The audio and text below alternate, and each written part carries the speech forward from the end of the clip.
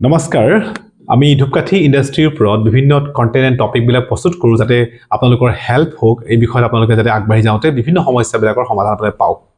আজি বিষয়টো অতি গুৰুত্বপূৰ্ণ যে আপুনি যেতিয়া উদ্যোগ এটা আৰম্ভণি কৰে আপোনাৰ কাৰণে যেনেকৈ ডকুমেণ্টেশ্যন পাৰ্টটো ইম্পৰ্টেণ্ট প্ৰডাক্ট মেকিং ইম্পৰ্টেণ্ট আপুনি যেনেকৈ ভালকৈ আপুনি এটা প্ৰডাক্ট মেকিং কৰি আছে ঠিক সেইধৰণে আপোনাৰ কাৰণে আপোনাৰ ব্ৰেণ্ডটো প্ৰটেকশ্যন ছেফটি বহুত ইম্পৰ্টেণ্ট যদি আপোনাৰ ব্ৰ্যান্ডটো আপোনাৰ যেটো বিজনেস কৰি আছে সেই ব্ৰ্যান্ডটো যাতে বেলেগে কপি নকৰে বেলেগে যাতে আপোনাৰ ব্ৰ্যান্ডটোক লৈ পেলাই কিবা নেগেটিভলি কাম এক্টিভিটি কৰিব নোৱাৰে তাৰ কাৰণে আপোনাৰ কাৰণে এটা ট্ৰেডমাৰ্ক লোৱাটো অতি ইম্পৰ্টেণ্ট যিকোনো এটা প্ৰডাক্টত আপুনি দেখা পায় যে প্ৰডাক্টটোৰ যেটো ব্ৰ্যান্ড নেম তাৰ কাষতে টিএম লিখা থাকে টিএম মানে হৈছে ট্ৰেডমাৰ্ক যেতিয়া এটা নাম আপুনি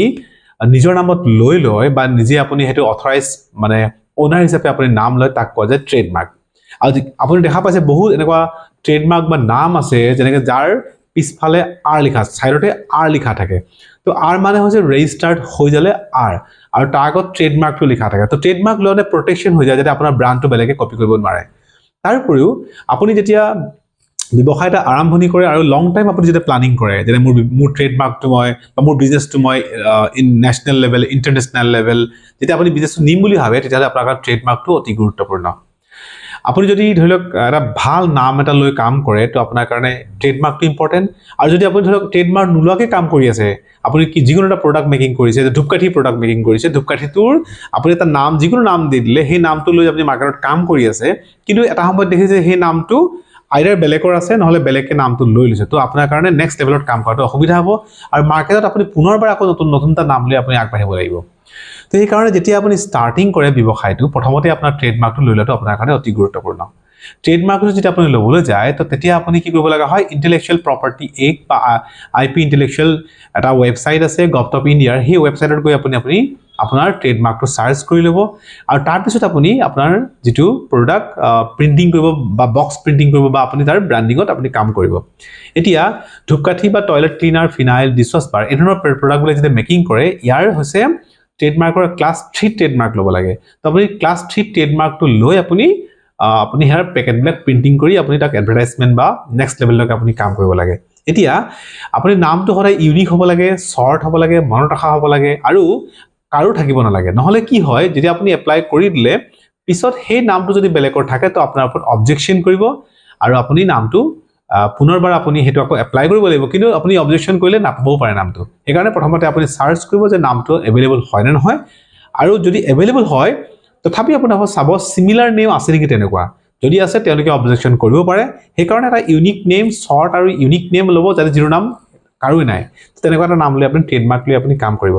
ধূপকাঠি ইণ্ডাষ্ট্ৰী যেটা আপুনি আৰম্ভণি কৰে আপোনাৰ ব্ৰ্যান্ডটো আপোনাৰ কাৰণে অতি গুৰুত্বপূৰ্ণ আপুনি ধূপকাঠি ইণ্ডাষ্ট্ৰী যেটা কৰে বা ধৰি লওক কমকে হোক বা অলপ বেছিকে ইনভেষ্টমেন্ট কৰি কাম কৰক বা চৰকাৰী লোন লওক বা বেংকৰ সাহায্য লওক বেংকৰ লোন লওক চৰকাৰী সাহায্য লওক তেনেকৈ লওক আপুনি আপোনাৰ কাৰণে ইম্পৰ্টেন্ট ট্ৰেডমাৰ্ক লৈ লওক আৰু ট্ৰেডমাৰ্ক ল'লে এনেকুৱাও ইন্ডিকেট কৰে যে আপোনাৰ ইনভেষ্টৰে কনভিন্স হয় যে আপুনি ব্যৱসায়টো সিৰিয়াসলি কৰিছে বা আপুনি যি লাগতিয়াল ডকুমেন্টেশন যেনেকৈ কোম্পানী ফৰ্মেশন হোক বা জিএসটি হোক বা এমএসএমই হোক বা যিবিলাক ডকুমেন্টেশন আপুনি লৈছে তাৰ লগত ট্ৰেডমাৰ্কটো লৈছে তো ই ইন্ডিকেট কৰে যে আপুনি ব্যৱসায়িকভাৱে পৰিণত হয় আৰু লগতে আপোনাৰ ব্যৱসায়ৰ এটা লং টাৰ্ম প্লানিংত আপুনি কাম কৰিছে আৰু বেংকে হোক চৰকাৰে হোক বা ইনভেষ্টৰে হোক আপোনাৰ ওপৰত কনফিডেন্ট ল'বৰ কাৰণে যথেষ্ট এটা পজিটিভ কাৰণ হ'ব পাৰে গতিকে আপোনাৰ ট্ৰেডমাৰ্কটো লৈ ল'ব ট্ৰেডমাৰ্ক এটা লওঁতে বহুত বেছি কষ্টিং নপৰে লাইফ টাইমৰ কাৰণে আপুনি এটা ফি পে কৰিব লাগে আৰু লগতে আপুনি এটা যেটো সিএ বা এডভোকেটৰ যেটো ফি হয় হেতু আপুনি পে কৰিব লাগিব নৰমালি 4700 रुपीस যদি পাৰ্সোনাল এপ্লিকেশন কৰে 4700 रुपीस লয় লগতে সিএ যেটো চাৰ্জ হয় হেতু 2000 মান টকা হ'ব পাৰে হেতু আপুনি দি এটা ট্ৰেডমাৰ্ক এপ্লাই কৰিব পাৰে যদি এই ধৰণৰ বিষয়বিলাকৰ ক্ষেত্ৰত আপোনাক কিবা সহায় লাগে বা ডকুমেন্টেশনৰ সাপোৰ্ট লাগে বা ডকুমেন্টেশন বনাওতে আপোনাক যদি কিবা গাইডেন্স ৰিকোয়াৰমেন্ট হয় তো নিশ্চয় আপোনালোকে আমাৰ অফিচৰ সৈতে যোগাযোগ কৰিব ডেসক্ৰিপচনত ফোন নম্বৰ দিয়া আছে লগতে যদি আপুনি ভাবে যে ক্লাছ 3 উদ্যোগবিলাক আৰম্ভণি কৰো ধূপকাঠি ফিনাইল টয়লেট ক্লিনাৰ ডিছৱাছ বাৰ ওয়াশিং পাউডাৰ এই ধৰণৰ উদ্যোগবিলাক আৰম্ভণি কৰিব যাওঁতে যদি ট্ৰেনিঙৰ বিষয় থাকে কাগজপত্ৰৰ বিষয় থাকে প্ৰডাক্ট মাৰ্কেটিঙৰ বিষয় থাকে কমপ্লিট বিষয়ত আমি আপোনালোকক সাপোৰ্ট এণ্ড গাইডেন্স প্ৰভাইড কৰো ডেসক্ৰিপচনৰ ফোন নম্বৰ দিয়া আছে নিশ্চয় যোগাযোগ কৰিব নাপাহৰিব বা আপোনালোকে আমাৰ কাৰ্যালয়লৈ আহিব কাৰণ আমি ট্ৰেনিংবিলাক টাইম টু টাইম অৰ্গানাইজ কৰি থাকো